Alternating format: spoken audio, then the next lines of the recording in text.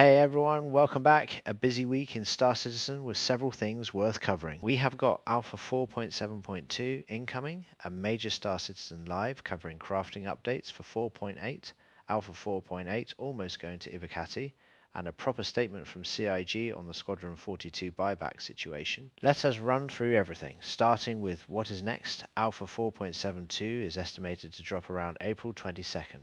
This patch expands Nick's mission content significantly with bombing runs, more career missions, destroy item objectives at the breaker stations, and a substantial wave of new blueprint rewards available. As mission rewards, blueprints will continue to be added to the game with each patch going forward, so 4.7.2 is just the next step in building out that pool. The big news from the Star Citizen Live this week was the crafting and inventory Q&A, which revealed a lot about what is coming in 4.8 and beyond.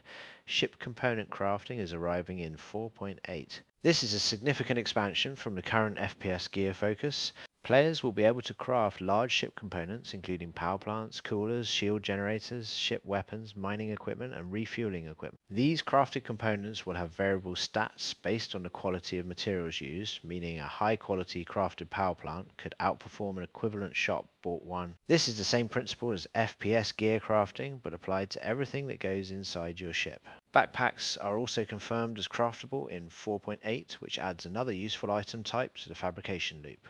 Further down the line, weapon attachments with better stats than looted versions are planned, as are mining gadgets, mining modules, and higher tier weapons that provide focused stat buffs with trade-offs to balance them out.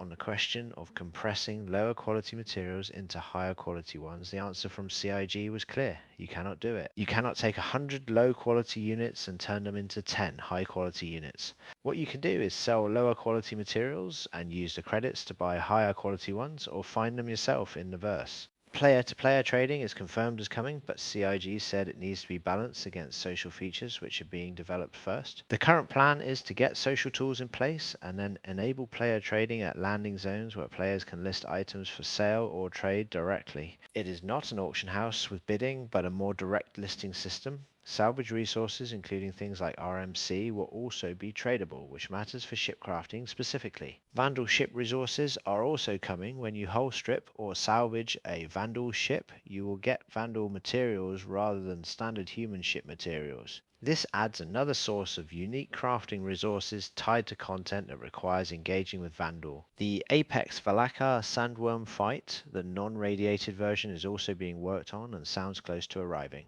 The Fleet Week Battlecruiser was also confirmed during the week. CIG has now officially confirmed the name and manufacturer. If you have not seen the spoiler warning coverage on that yet, the name is the Anvil Odin and it is expected as a concept sale during Fleet Week in May. That is now confirmed rather than speculated. Alpha 4.8 itself almost went to Evocati on Friday. CIG prepared a build but confirmed it would not be ready that evening and said it would be assessed by QA over the weekend with a potential Evocati open on Saturday. By the time you watch this, 4.8 may already be with Evocati testers. The transport system tech preview also ran another round of testing during the week with the self-repair system now active. That testing phase appears to have concluded and the feature remains on track for 4.8. Finally, the Squadron 42 buyback situation. CIG posted an official statement this week addressing the community confusion. Here is what they said directly. The buyback system was introduced as a support tool to handle requests to undo unintended melts and over time evolved into a fleet management service for the community. CIG has always cautioned that once a ship is melted, it is not guaranteed to be recoverable as circumstances change. The recent change to disable buybacks of Squadron 42 was described as intentional, addressing something the system was never designed to support. Squadron 42 was removed from both standalone and bundled sales years ago, and buybacks were never intended to work around that removal. CIG also clarified that some players saw broader buyback restriction warnings during the same period, which were caused by a caching error displaying incorrect messages.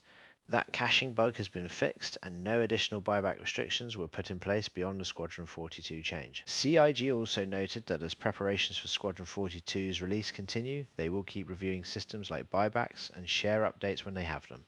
That last line is notable. It signals that more changes around the buyback system and Squadron 42 purchasing are likely coming as the release gets closer. The honest reaction to all this is that the change itself is defensible, particularly given that Squadron 42 was taken off sale years ago for a reason. The frustration in the community comes from it happening without any advance notice or grace period. Players who had been holding on to those buybacks expecting to use them around launch day had no warning. Whether CIG could have handled the communication better is a reasonable criticism, regardless of whether the underlying policy change was justified. That is everything from this week. Crafting is about to get a lot bigger in 4.8 and Fleet Week is closing in. Thanks for watching everyone, and I will catch you in the verse.